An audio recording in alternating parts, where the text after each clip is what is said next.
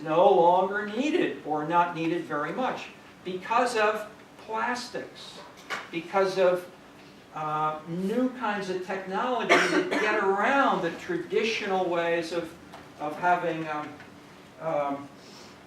So the prices of commodities over the 50 and 100 years have gone continually down compared to where they were. So rubber, that is, automobile tires no longer have rubber. They have much more, specially synthetically generated compounds that do not depend on traditional production and export of rubber, as in the past. Bicycles, they all used to be steel, then they became aluminum. Now they're things like carbon fiber. So carbon fiber is a plastic. A man-made product that you can generate. You don't need steel. So in this ways, we have new technological innovations, and these ideas are the drivers of the modern, this sort of post-industrial economy. Okay, so Florida, among others, pulled these together in a book called The Rise of the Creative Class, and he's had a big impact with mayors and urban civic leaders across the U.S., Canada initially. Now he's got a number of folks as well in other parts of the world, and he carries on a Twitter site and is very active on this kind of stuff. Take a look, and we have his website listed there for you to get a flavor of some of this.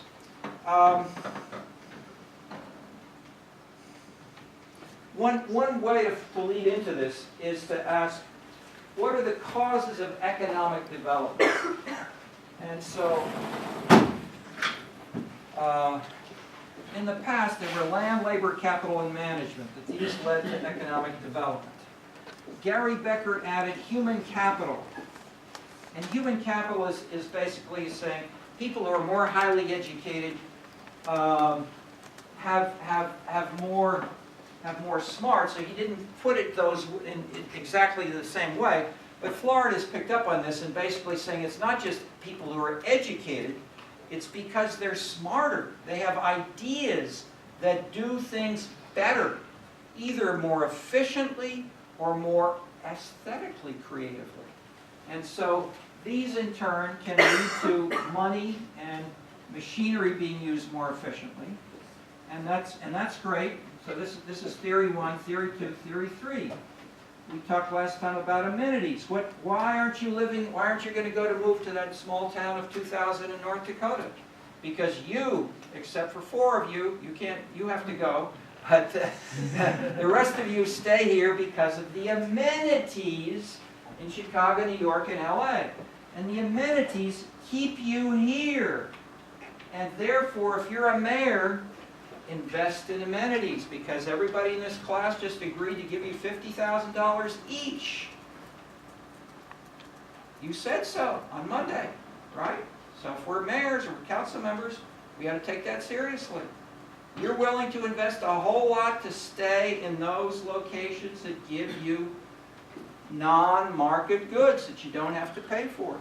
Okay, so what this has led to, I mean, this is big news. We've had people, Florida came here, spent hours talking with the civic leaders, about the economy, about global Chicago, with the mayors, Mayor Daley, and Rahm Emanuel is pursuing this with a vengeance. The other big obvious thing here, which if you want to translate it directly into your more clear economic terms that you were looking for your airport example is, we'll put here, Florida talks about, he talks about three T's of talent and technology, and I'll add a 4th T, which is tourism. So the world's either first or third largest economic sector, depending on how you do the accounting and the assumptions that you make. Rahm Emanuel has a story. There's a story on Rahm Emanuel. Lots of quotes, and from a Bloomberg New York writer last week in Crain Chicago Business. And what's he saying? He's counting the number of tourists we have in Chicago and saying, we're going up like that, and New York is like that. We're catching it. We're very close to New York, and certainly per capita probably ahead. Okay, so that is Chicago was at 30, 40, I mean, Daily One thought of Chicago as a local place. Today, it's a global place, and so this was discovered by Mayor Daley too in 1994, 95. A huge economic driver of the economy, and the good thing about it in terms of productivity there is you don't need to tax anybody locally. You just collect a sales tax, a restaurant tax, a taxi tax from the out-of-towners who come to McCormick Place Convention, who go to the restaurants. It's hotel tax. So the city government can make the money without increasing taxes on the citizens. It's a perfect example of the new political culture combination of productivity in that sense. So how can you have tourism? By doing things, and normally, as I say, many places such as the Southern Europeans, Italy, Rome, Florence, they appeal to people from abroad. Or you can have things like the Disney locations.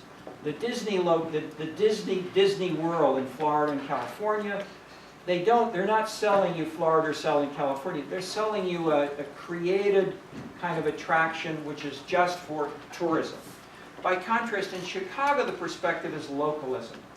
We do things that Chicago's citizens and voters want in a way that appeals to us in terms of authenticity, but we do it with the enthusiasm that it can bring in others who want to come and participate too as tourists or visitors. And they may come to a business convention at McCormick Place and stay on for another day, a weekend, 2, 3, 4 days, in the hotels, in the restaurants, go to the theater, shop, and that in turn is an economic driver, which is clearly measurable and identifiable in ways that illustrate the general points of the post-industrial, innovative, culturally sensitive, new political culture and its associated economy. Okay, there are a number of other ideas in here, but what we want to do to get through today is, let me say a word here. Week 2. Kentuckyville karaoke. I want to say just a word or second. I mean, what I've taken, this little diagram of the 3 types of growth is the core idea of this book. The City is an Entertainment Machine. Okay, so it has what it does more generally is ask, what's the theory of consumption? How does consumption work, and how and why do these pieces come together?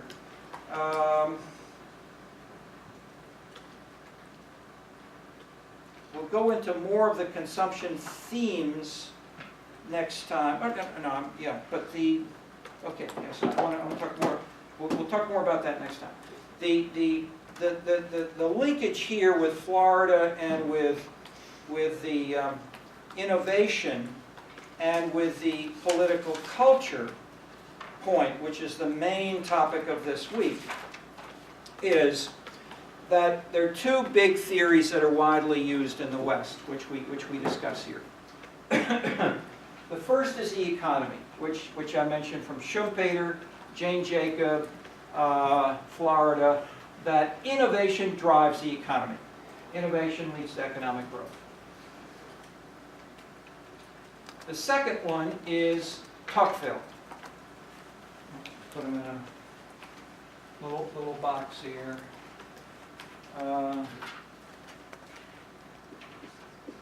Innovation leads to economic development. Okay. The second is citizen participation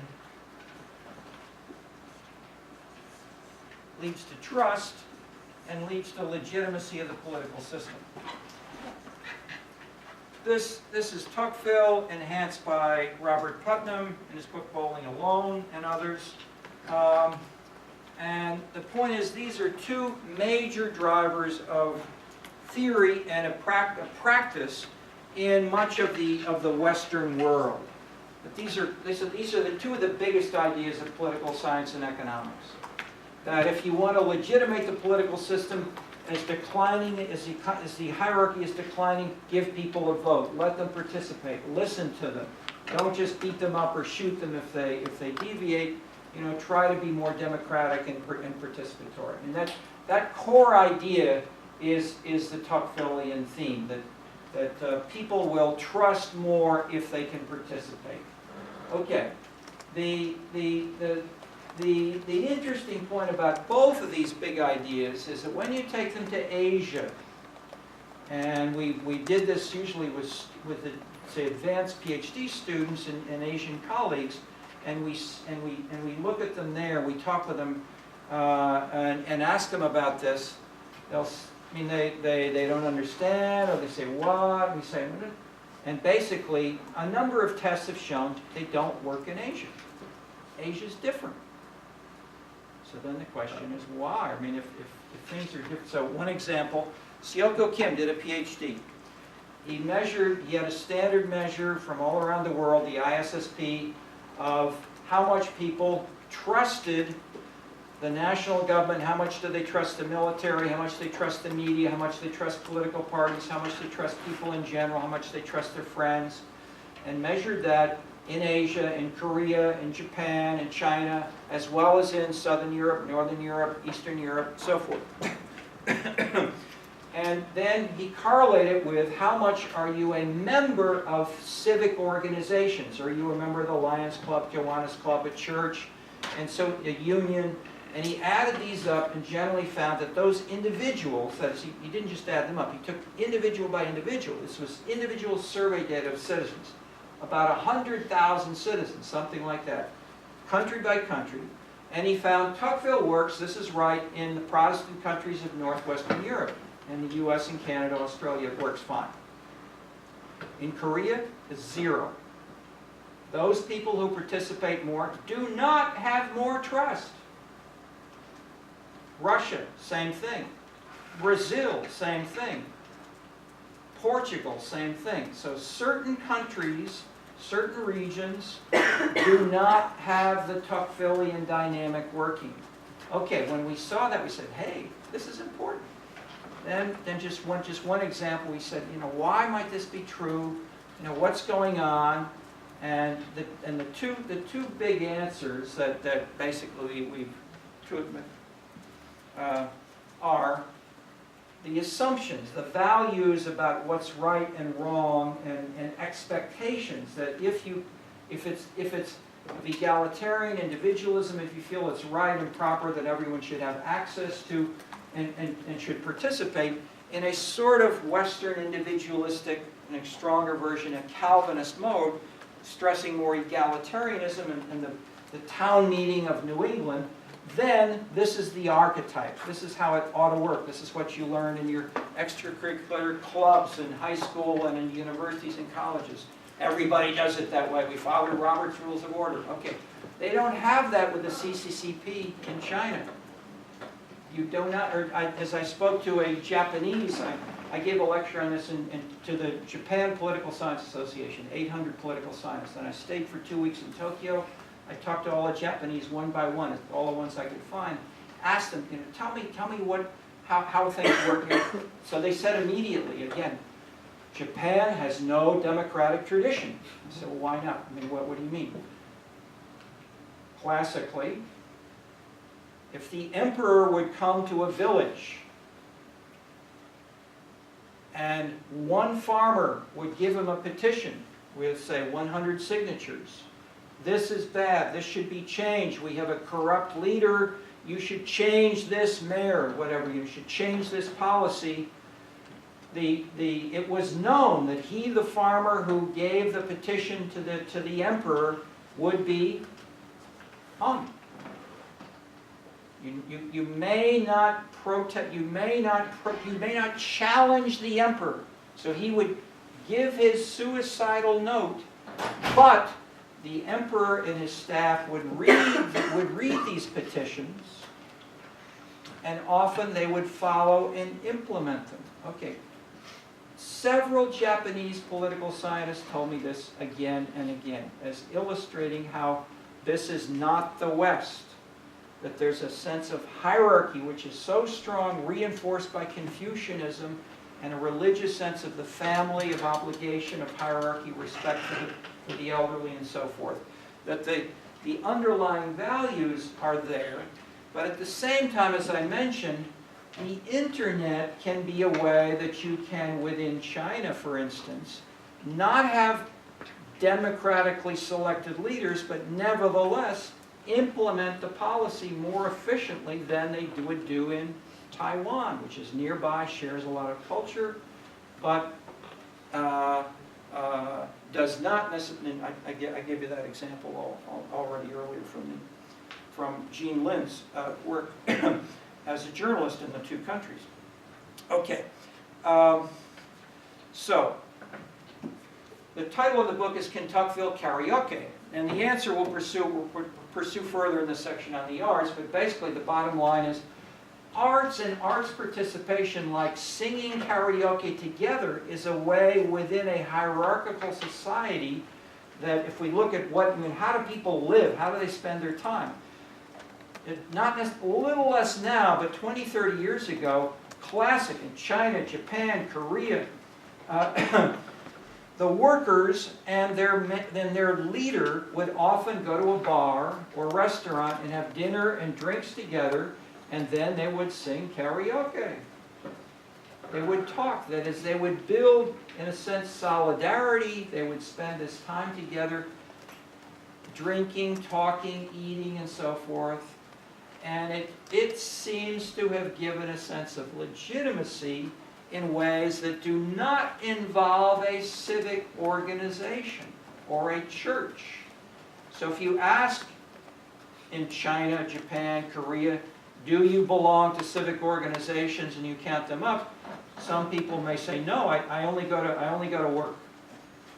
But after work, they go to a bar or a restaurant, and they would sing karaoke. So in that sense, karaoke could be a, as they say, a functional alternative, a substitute for the civic organizations, which explain the sense of trust and legitimacy which may be there. Okay, we're far enough along. I should stop. Let's have some discussion. Yes. So this model that you built here seems to reinforce the durability of political culture as opposed to explaining how it can change over time. We got four models. Sorry, the one on the bottom board here with economic development on the left. Okay. And so for if say hypothetically I moved to Chicago as opposed to Nebraska because the amenities in Chicago appeal more to me, the amenities that are there, I mean, like the leadership that chose to put those amenities there to attract me had to do so mindful of the political culture that to which, they belong. Like you're in Hyde Park, you're going to put a boba tea place, not a gun shop, right, as an amenity. So doesn't that mean that people will continue to self-select for those political cultures as opposed to the political culture shifting and changing geographically? Other things equal, yes, for sure. On the other hand, they don't necessarily need to move. That is, most people live in a geographic area that's more or less consistent with their political culture because they follow their parents' model. And so if their father liked tea, and so does the son and the daughter, then you don't need to move anywhere. So yes, I'm agreeing with you, but it doesn't necessarily imply that everybody has to move all the time. Right, but like migration seems to be like the biggest, especially as people move further for change, yeah, for change. Yes. Is migration? But the point about migration is, if you're from Italy and you want pasta, you ate it in Italy. You come to New York, you migrate west. You stay in your neighborhood, and you never stop eating pasta because you moved with other Italians. So you don't necessarily need to move as an individual to achieve what the economists would call equilibrium in having what you want. Okay, two hands. In the back, because you haven't talked so much. So back to Tuesday, where we were talking about the Nebraska, New York situation. Yep. What if you added in you would make 100,000 for 40 hours, 50,000 for 40 hours, and you add the amenities. Do you think that would change people's preferences? Sorry, what's the choice or what's the underlying? Basically, I added the leisure time of 40 Ah, hours. okay, set. okay. I see. So working less sorry, so what's the so the You're two working options we for- had were 100 or 50, and yours is the third option? Well, no, it's just adding in another variable that you must think that you're working 40 hours at both places. However, you're making twice as much in Nebraska, like you said. I think that would change people's preferences for the citizen. Yeah, well, implicitly, I guess we're saying if you're in New York and Chicago and LA, you have the urban amenities of not only pasta, but you can have all different kinds of restaurants. You don't have that choice in rural Nebraska. On the other hand, it may be that the 5 people who chose Nebraska was not for the money. Maybe they like mountain biking or clean air in the countryside. Okay, we didn't have time to follow up on that, but that would be that would be consistent with this migration of political culture idea. But you're right. I mean, I'm agreeing with you in the sense that adding more to say why do people want to be in those 3 cities is important to try to understand why are they choosing which amenities in order to have a more fully specified model. Question? It was a comment. Okay. Yes. For this model, for the New York area, the Mid-Atlantic is kind of defined by New Netherlands. Isn't there also an influence of Quaker culture there? That's not so much New York, but is more like New Jersey, Delaware, like more south of New York that more defines like egalitarianism rather than the market-oriented New Amsterdam model, maybe? In defining the culture Yeah. or in In defining the culture, isn't there something separate from the Netherlands that's, I mean, I'm from there, so there's a very strong Quaker Sure, influence in that sure, area. sure. So is that a thing that might influence that as well, or? I mean, but Quakerism is important, and it's central. I mean, central in Philadelphia, in the political culture of Philadelphia, for instance, as well as. And Quakerism, in that sense, is closer to the New England model. So, I mean, Elazar. I mean, if we want to stick with Elazar's own work, he went back and he did more and more studies. For instance, his first book was on the state of Illinois. It's called Cities of the Prairie. He did 3 follow-ups where he, 10, 20, 30, 30 years, 40 years later, he came back and restudied the same major from Rockford, Urbana, and so forth, how and why they changed. And so he gives you the subtlety and the nuance of this, of the sort of that is, every city is unique, and it's not as if they fit perfectly just one of these. So, I mean, Elazar is a sensitive, historical, empirically sensitive social scientist. I mean, say yes, for sure. New Jersey added elements that you didn't get with Wall Street, and Quakerism in Philadelphia makes it different from Wall Street. At the same time, Greenwich Village is in deep contrast with Wall Street. And so yes, I mean, and we'll talk about that as we continue to read some of the stuff with Jane Jacobs, for instance. But as at least as general background, these are the big 3 which he stresses. But you're completely right to say, you know, there's more nuance if we want to pursue it. Okay, we're at the end of the hour. See you next week. Good discussion.